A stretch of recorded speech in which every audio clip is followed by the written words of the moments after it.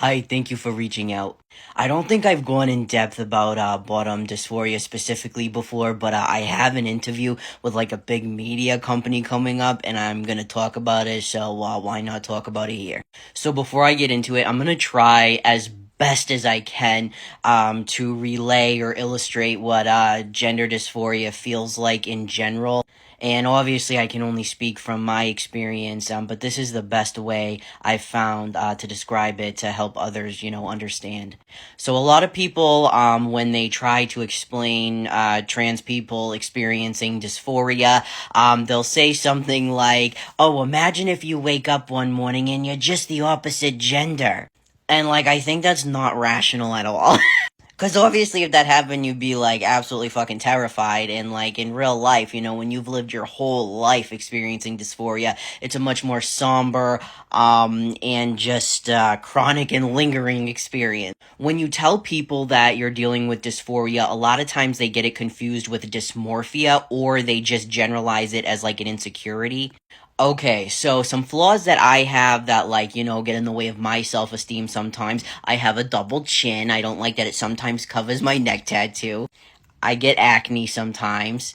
These are flaws, but they're flaws on my body. I recognize them as this is my body. These are just flaws on my body. So they're annoying, but it's like they're just a part of me, you know what I mean? Dysphoria is different in a sense that it's not just something that you perceive as a flaw and as like a great insecurity, but it's also foreign.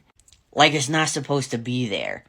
People will argue with me that there's no such thing as male and female brains, but there absolutely are. I mean, so many studies prove it. I mean, there are. And it's been proven that in utero, a lot of trans men are starved of testosterone, and that's why their brains first develop as male, but the rest of them does not.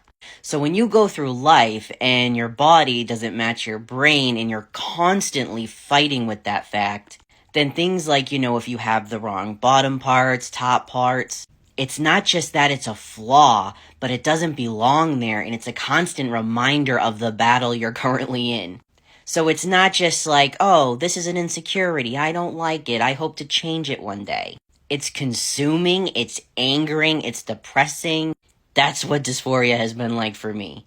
I would say now my bottom dysphoria has improved greatly, but it tremendously impacted my life for a long time. I was pretty much convinced I would never have like a satisfying intimate life, like on both ends. It would just never happen because my relationships were always one way.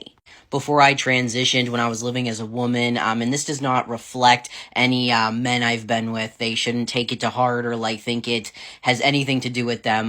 But I really never had satisfactory, intimate relations, And it wasn't like who I was with or how I was with them. It was just I just I wasn't digging. I wasn't digging it.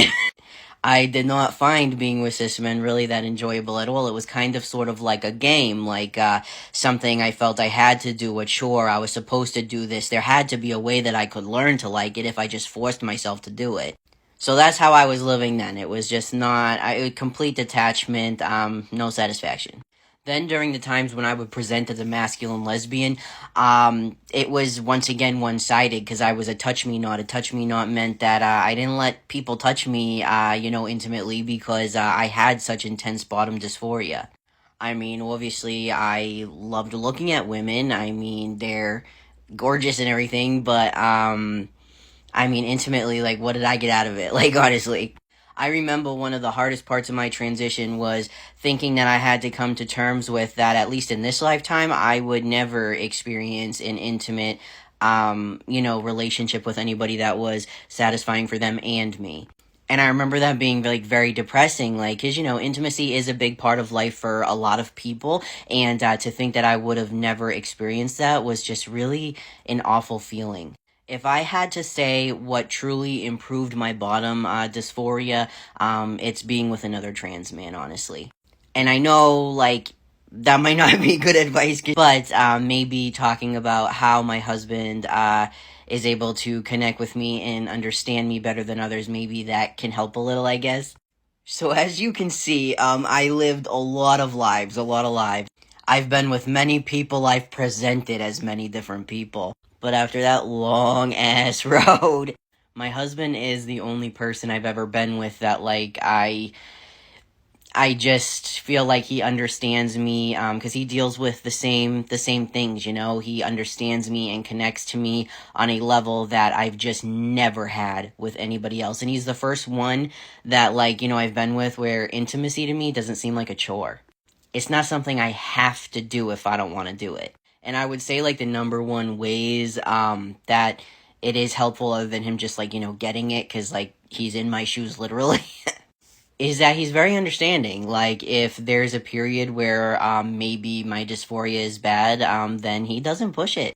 I don't have to sit there and worry, oh my god, is he gonna leave me if I don't put out? Oh my god, if I don't do this, am I not? Like, As a woman, I constantly would think, like, if I didn't do something a certain way or perform a certain way, even though I was gaining nothing out of it, even if I felt forced, then I would end up being alone and I couldn't have that happen. So that's why I would always feel like it was this game, it was a chore, I just had to do it. But I never feel like that with my husband. With my husband, when I'm intimate with him, it's because I genuinely want to be, and it's genuinely, like, satisfying. I really think the key is patience and not taking things personally. Also, I hope this video just helps him feel like he's not alone. Because trans masculine individuals, we are sort of formed to be very, like, I don't know, on guard all the time, and we're not going to talk about any vulnerable shit. Like, you don't do that. We're a very defensive community. I mean, when you mix years of being, like, discriminated against with testosterone, it's not good. No, I shouldn't say it's not good, but there's risk for issue. So a lot of us don't talk about, things like this, but it's very common. It's common. It's common if you're in a relationship, like even masculine lesbians, like I presented as a masculine lesbian for a long time. Or a trans man if you're a touch me not in a relationship. Like it can feel very one-sided, but they don't want to talk about that because, if they have a good-looking partner or whatever, they don't want to go into like, how something might not be satisfying because they feel like it could reflect on how masculine they are. I hope this helps. I kind of rambled on, but I really hope it helps, and I hope you have a great day.